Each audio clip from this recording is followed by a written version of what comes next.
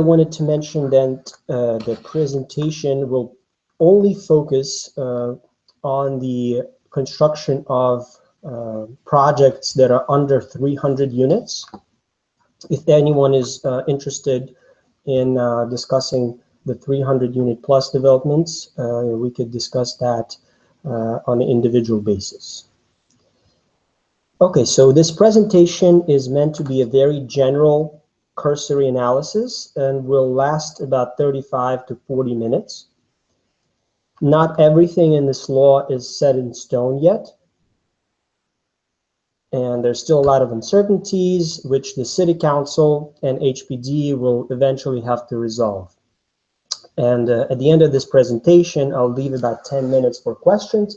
If you have a Google account, you can go ahead and type up the questions in a comments section. We will review them and I'll try to address the questions live. Okay, so let's just start with the most significant changes relative to the old 421A program, which most of you are familiar with. I'll quickly run down the list of changes. So the minimum number of residential units to qualify for this exemption went up from 4 to 6. The exemption term for both condominiums and rental projects had increased. For rental projects, it increased dramatically to 35 years. All rental projects now must have an affordable component of 25 to 30% of all units that are constructed as rental have to be offered to families with certain income limitations. There are significant restrictions on condo developments. We'll discuss them in a little more detail later. Applications now have to be filed no later than 1 year after completion, so it changes a little bit the procedure and the process of how HPD and 421A unit review the applications. With the 421A, it used to be the applications were due before the completion of the project. It was advisable to file as soon as the construction had commenced. We will wait and see what the new procedure is going to be, but now there's a longer term opportunity to file before the deadline. There is a minimum average wage for construction workers, which applies only to large development projects that are 300 plus units. There's a significant change in regard to market rate rental units being able to be removed from rent stabilization via luxury decontrol. The building service employees have to get prevailing wages for buildings with 30 units plus. There's a replacement requirement of at least one affordable unit being built for each unit being demolished. So let's start with the very first one. It's a basic one. Just the minimum number of residential units is now 6. The rationale for this is that the program aims to stimulate more substantial investment and development of affordable units, and it'd be very hard to administer this program with these many restrictions and affordability percentages with as few as 4 units. So it went up to 6. The exemption term increase is probably one of the most attractive features for developers, but I have to caution everyone that this is a big misnomer because the 35-year exemption doesn't mean that you'll get the full 100% exemption on the increase for 35 years. Only the first, for the rental projects, only the first 25 years get the full benefit of the exemption. 100% of the increase as a result of the construction is exempt. For the last 10 years, the exemption is actually equal to the percentage of your affordable units. So if 25% of the units are affordable, you will only get 25% of the exemption value, which is not that significant. Same sort of limitation for the 20-year exemption term, which is for condos. The first 14 years enjoy the full benefit, 100% of increase as a result of construction is being exempt. And the final 6 years have a just a straightforward 25-year, 25%, a quarter of the benefits. There's no gradual phase out between years 15 and 20. It's just literally you're getting a quarter of your full 421A. Okay, so the next one is also a big one. All rental projects, no matter where you build them, now must have an affordable component. We'll discuss the affordability options later in this presentation, but be mindful that this redesigned 421A primarily targets or tries to advance rental development. The condo restrictions are very significant. There's a lot of confusion in the legal community, in the industry right now, on how to actually qualify condo development under these new benefits. Now, the things that are certain are that there is no more condos there's no more tax exemption for condos in Manhattan, and you cannot build more than 35 units. If the condominium project has more than 35 units, it doesn't qualify. And then the last one is, very vague, very ambiguous, only small units. How small, we'll discuss later. But this is one of the biggest uncertainties. So the next feature is and we discussed this already, that applications now can be filed after completion. We'll see what the new regulations that the city adopts and the 421A unit promulgates, what sort of process they will create for submission of the applications, for the processing, but this is a departure from the old program. Okay. So again, this is a quick aside. I told you in the beginning that we're not going to talk about the huge development projects that are 300 or more units, but there is a minimum average wage, depending on the areas where these projects are being built, on the wages that have to be paid to construction workers. There is no other restriction in this law on paying minimum or any sort of prevailing wage to construction workers for projects that are under 300. That's important to note. Okay, so this next one is actually huge news, and it's a big burden off the shoulders of many operators. And basically, under the new rules, you can deregulate the market rate units once they reach the luxury decontrol threshold, which is currently 2,700. And upon the first vacancy, that unit really could be removed from rent stabilization and be operated as market rate. That means that you don't need to register it with the HCR, you don't need to offer the rent stabilized leases, and they're not subject to any reporting or compliance requirements, which both the affordable and market rate rent stabilized units are subject to.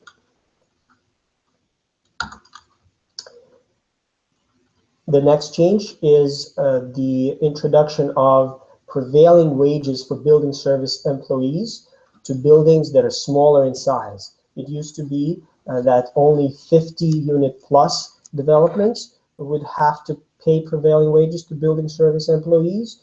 It is now 30 units plus. How to define a building service employee is very simple. We could talk about it in private discussions, but there are manuals, there are publications that explain what the actual wages are for specific positions. You just need to be aware that no matter what kind of project you're building, whether it's a rental or a condo, if it's 30 units or more, the employees that service the building, supers, porters, doormen, security, on a full-time basis, they have to be paid prevailing wages according to the schedule that's published by the city controller. The replacement requirement simply means that if you're demolishing some residential units, you have to compensate by building at least 1-to-1. So if you're demolishing a 3-unit home, a 3-family home, you have to provide at least 3 affordable units, even if your total number of units that you're building, let's say, is 7 or 8, which would be a more onerous requirement, because the standard requirement right now is between 25 to 30% of all of your units have to be affordable. This requirement trumps the requirement of 25 to 30%. So as long as you're demolishing any residential units, you need to create at least as many affordable units. Now, the next feature is an important one. It's a commencement. So it's important to note that there is no new building permit requirement now, and any project that started after December 31st, 2015 and before June 16th of 2022 will qualify under this program. All you have to have is a little bit of work on a foundation and a permit that allows for that work. It could be a foundation permit, it could be shoring permit. Now there is a provision that allows the older projects that commenced prior to December 31st or prior deadline. They can opt into this program if they choose to, because they would technically qualify for both old 421A and for new affordable New York. They could choose to opt in to this program as long as the benefits have not been issued yet. Even if the application was filed, you could still withdraw the application and say to HPD, listen, I don't want a 15-year benefit. I want to go for a 20-year benefit as a condo or 35-year benefit as a rental, assuming you meet all of the other requirements. And by the way, if there is anything wrong with the sound or the quality of this presentation, just write me a line, write me an email, or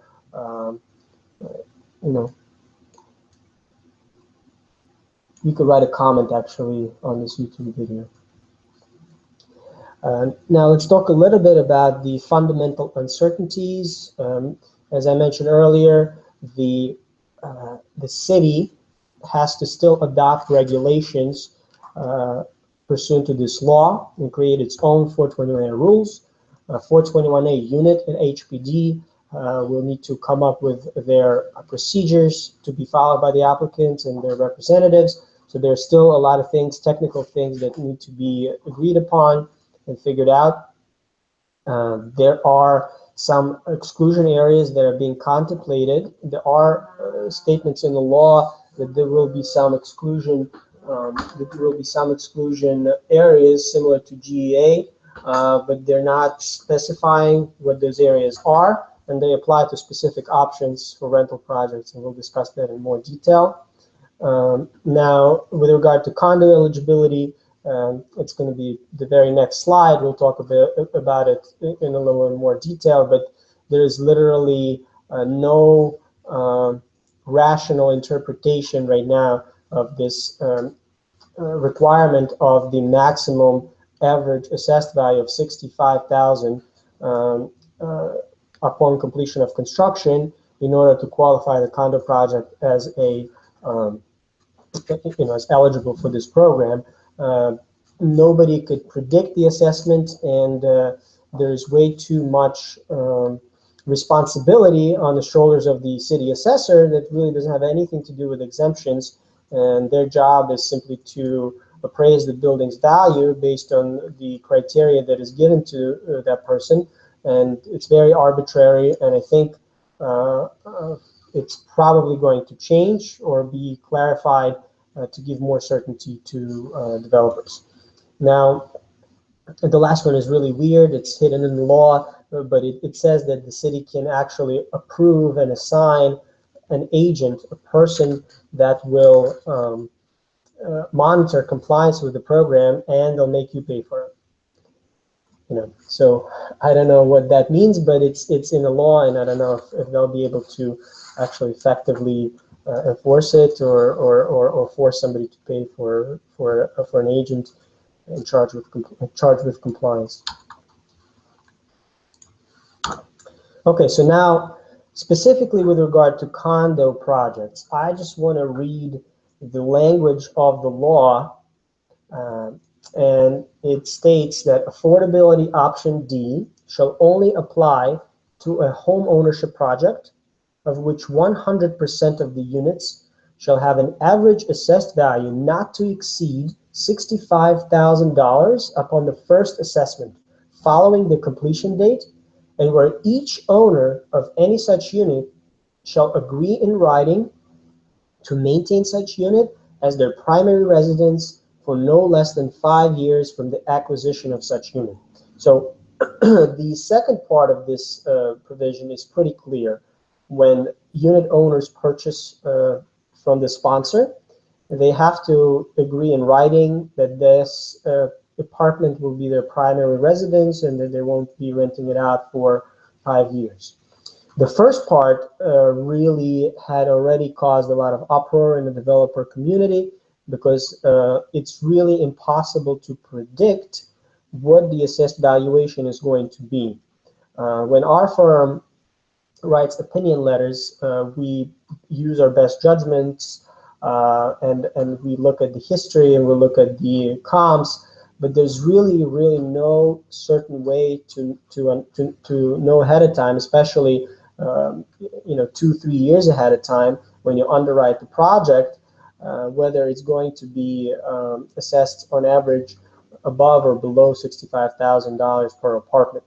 Typically speaking, as an example, in South Brooklyn, this is between a 1-bedroom and a 2-bedroom of average size, maybe between 600 to 750 square feet. This is where the $65,000 assessed value kind of comes in right now. So if that's your ballpark, then you're forced to design your projects just to have small 1-bedrooms and studios if you want to qualify as a condo. So there's really not a lot of guidance or certainty here, and I think this is one of the biggest issues that the city council has to resolve if there's going to be any kind of development. It is obvious also from this law that the legislature wants to discourage condo development. They want to discourage giving out tax benefits to homeowners or condo owners, and they call it affordability option D. By kind of limiting the size of the unit, they are limiting by default the price of the unit and the barrier to home ownership entry to anyone who's interested in purchasing a unit. And so the second part of this slide basically defines a home ownership project as a multiple dwelling or a portion of thereof operated as a condominium or cooperative housing, and it shall not include a multiple dwelling or portion thereof operated as cooperative condominium housing located in a borough of Manhattan, and it shall not include a multiple dwelling that contains more than 35 units. Those are two very important restrictions. No condos in Manhattan to qualify, and no buildings more than 35 units. Okay, so now that brings us to a more substantive discussion on rental projects. That's where we get into affordability options A, B, and C. Okay, just to describe, just to give a quick overview of what the rental projects under this new law will look like. I have to say that all rental projects, again, need to have some affordability component, whether it's a 30% affordable units or 25% affordable units, and they're all subject to what's called a proportionality requirement. So in an average typical development, if you have a unit mix where you have some studios, some 1-bedrooms, some 2-bedrooms, you cannot allocate all of your studios toward affordable. You have to proportionately allocate your unit types or bedroom, unit sizes toward affordable components. So option A, if we would just go into deep substance of this, option A, in my opinion, is probably designed for developers who are already taking advantage of the HUD's tax-exempt bonds or 4% tax credits, which are federal government subsidies that already place very harsh restrictions on affordability. And it will require developers to allocate 10% of their units toward 40% AMI and 10% toward 60% AMI and the remaining 5% toward 130% AMI. I will discuss in detail what these percentages of AMI mean.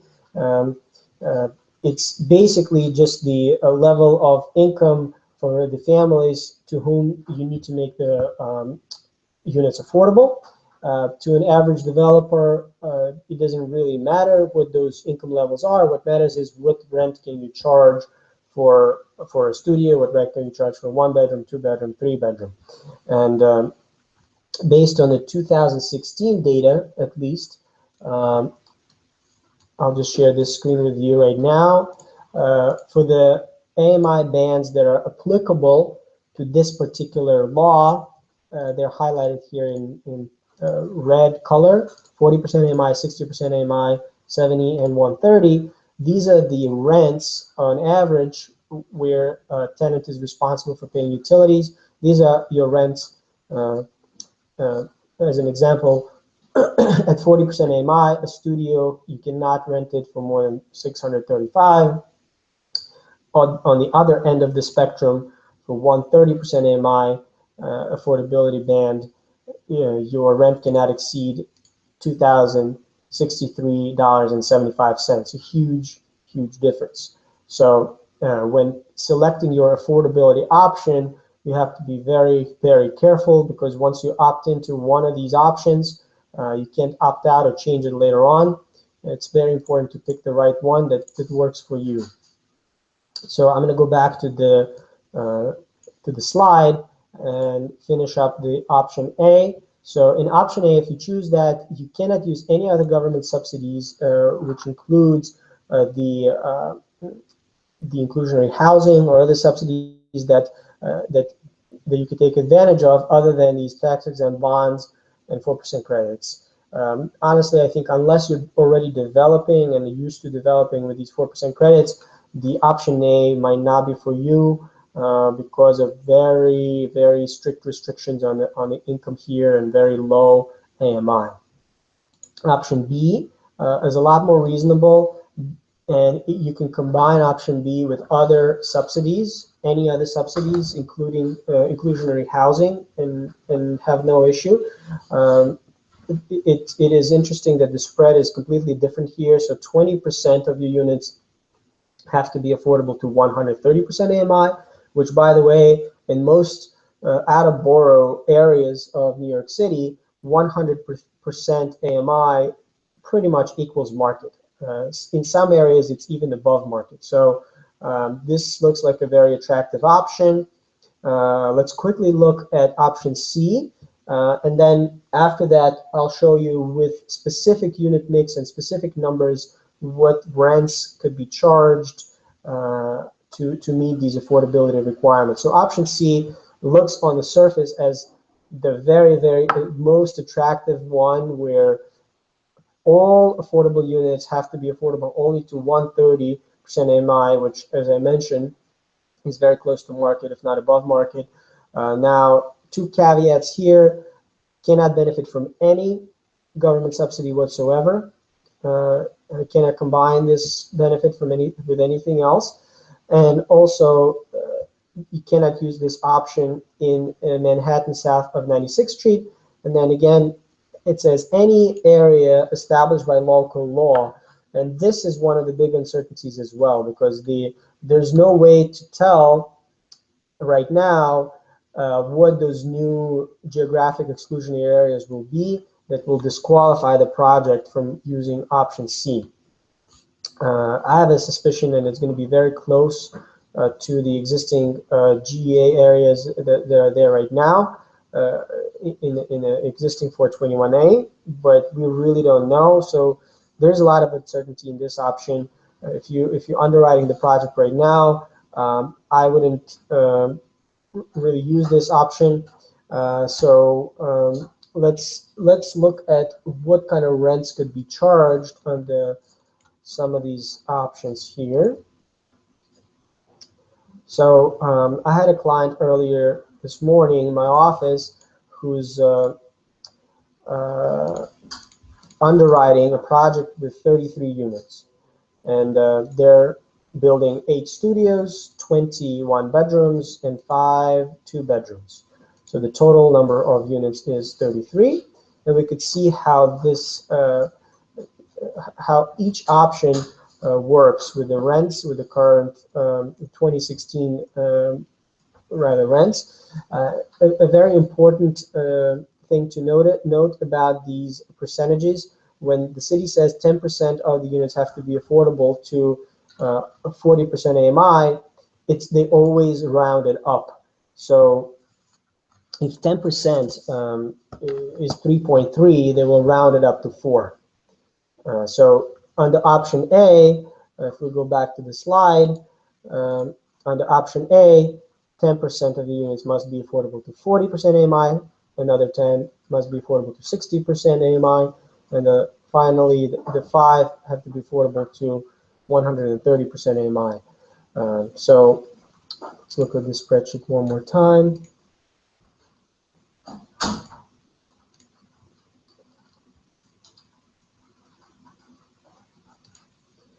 So here you could see that 10% ends up being rounded up to 4 units. And because we have this apartment percentage breakdown, so around 25% of this development will go to studios, 25% of the units, 60 plus percent will go to 1-bedrooms, and the rest will go to 2-bedrooms. So according to this breakdown, we have to proportionately spread the affordable units. So in option A, we're going to have 1 studio and 2 1-bedrooms and 1 2-bedroom affordable to 40% AMI. And you look at these rents, and they're very, very small, depressing rents. And we do the same calculation, really, both with regard to the total number affordable to 60% and with regard to specific units based on the unit mix, proportionality requirement. And we'll look at these rents, obviously a little bit higher at this income level. And finally, two units have to be offered to people with 100, or families with 130% AMI, and that's basically the rent threshold is 2,210. If you notice option B, it looks a lot more attractive because only 10% of your units, typically 1 in 10, could be a little bit, it could be more if it's rounded up, have to be affordable, and it starts with 70%. And like I said, 130% in many areas. If you look at these rents, you'll see and notice that these are pretty normal market rate rents in most outer boroughs. A little bit over 2,000 for a studio, 2,200 plus for a 1-bedroom, and over 2,600 for a 2-bedroom. And the total rent here that's calculated for your affordable portion is in excess of 20,000 based on this unit mix. And the same exercise could be performed with the option C, but we already mentioned that there's a lot of uncertainties again with option C and the geographically exclusionary areas. But obviously, if option C was freely available, that would be the best option because all of your affordable units go to the highest income band, 130%. which allows you to charge the highest rents. For a 3-bedroom, you could charge over $3,000 in that affordability band. Okay, so I could play around here a little bit with the studio and 1-bedroom and 2-bedroom. If anyone wants to suggest specifically what sort of unit counts and what unit mix I should use for their specific project, please feel free to write a note. If you could log in with your Google account, I'll wait maybe 30 seconds.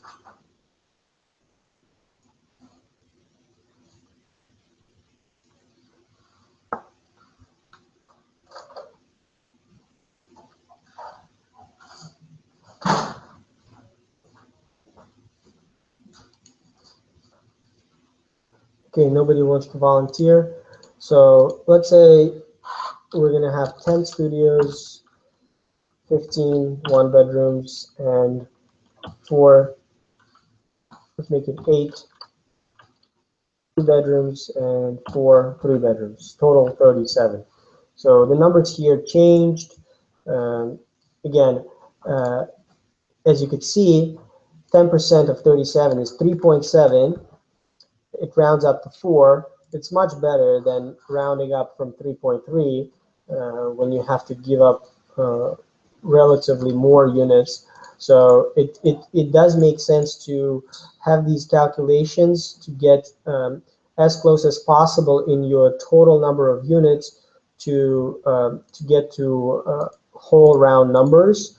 So again, in this case, if you have a choice between developing 32 and 35 units and with a different mix, you would probably be better off, for many reasons, developing 35 because of the rounding up of all of these percentages. Okay, so that's pretty much it for this presentation. If anyone has specific questions, feel free to email me or just write a comment. I'll keep this presentation open. And by the way, I just wanted to let you know that in our judgment right now, option B looks like it's a winner for the rental projects because it's the only one that has a certain requirement and it doesn't really have any contingencies right now.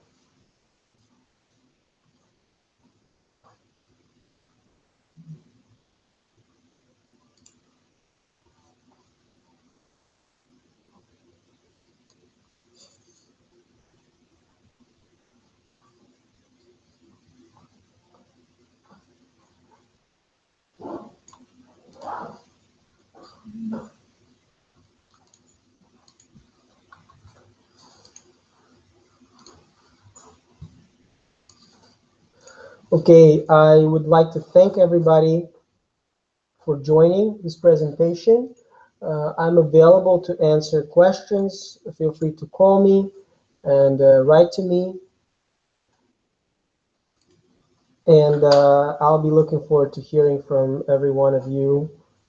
Thank you for your attention.